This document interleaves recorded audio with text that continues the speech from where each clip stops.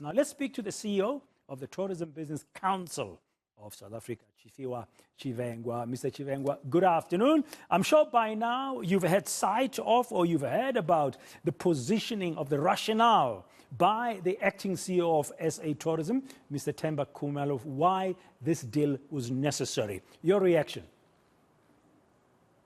Well, thank you very much, and good afternoon to yourself and to your viewers.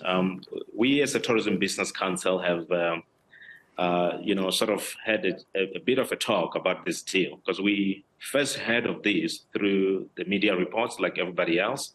We haven't been part of this deal, and we haven't been consulted on this deal in the inception. So the news that's breaking is the news that's breaking also to ourselves. However, I've spoken to many industry leaders, and none of the industry leaders that I've spoken to have told me that this is a good deal. And none of them have, endorsed this position in terms of spending this large sum of money into this one deal. And one of the things that they've mentioned is that, there are many things that we can do in terms of stimulating the demand in terms of tourists coming into South Africa. And there are various ways that we can spend this amount of money to make sure that, we stimulate growth in various markets that are critical. And one of the most important things is that we have what we call the tourism growth strategy that talks to the 21 million tourists by 2030. In that growth strategy that we as the TBCSA wrote, and we, took it to the president through what we call the PPGI, we said that the markets that are going to make us realize the 21 million growth, in terms of the tourist arrivals, there are two critical markets, India and China. And if we are to invest large sums of money, we need to invest in these markets because these are the growth markets. The UK itself, it's a top market for us. It has had incremental growth for many years. And many of the tourists that come into South Africa, almost half of tourists that come into South Africa from the UK are repeat travelers.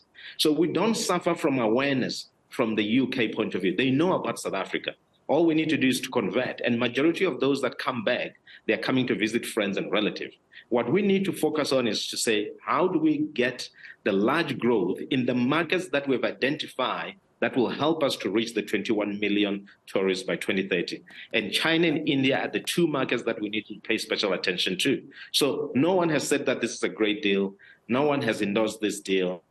We don't even have further information about it.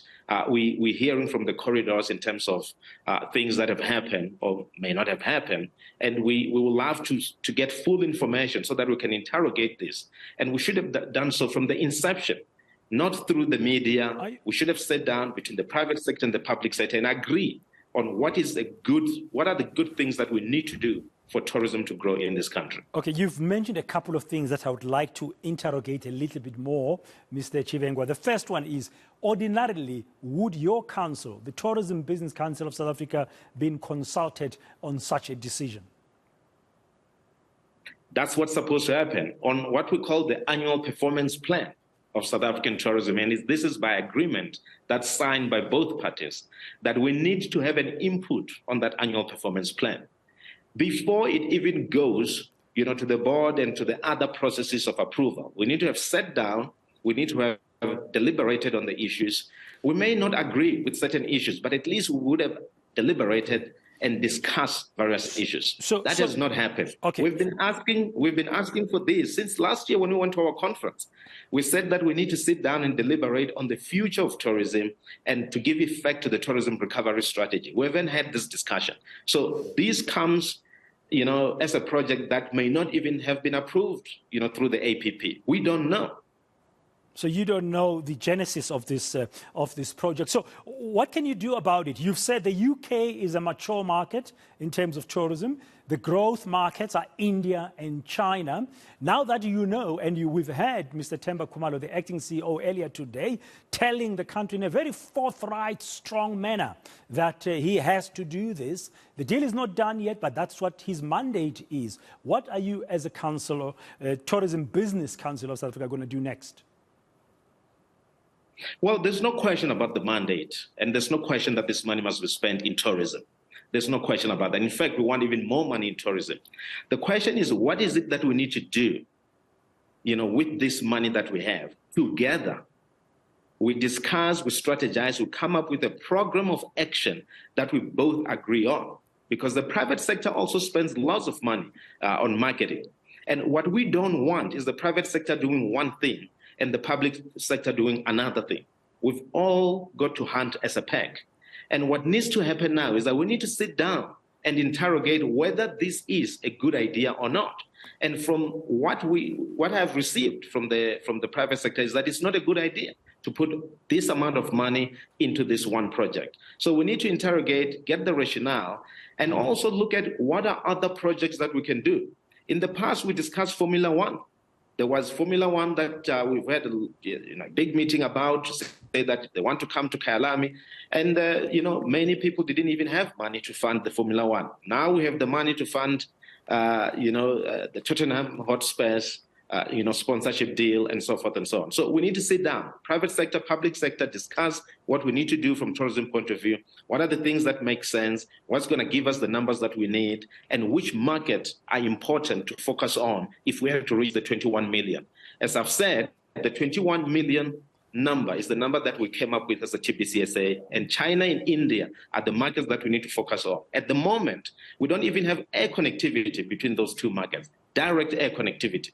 We need to work on that to make sure that there's direct air connectivity and people are able to come into South Africa. Those two markets are the growth markets. The European markets, yes, we've got to defend those markets. We've got to make sure that we get that incremental growth, including the US market. But the growth markets are the ones that are going to receive the numbers, and that's where the focus should be. Are you going to speak to Mr.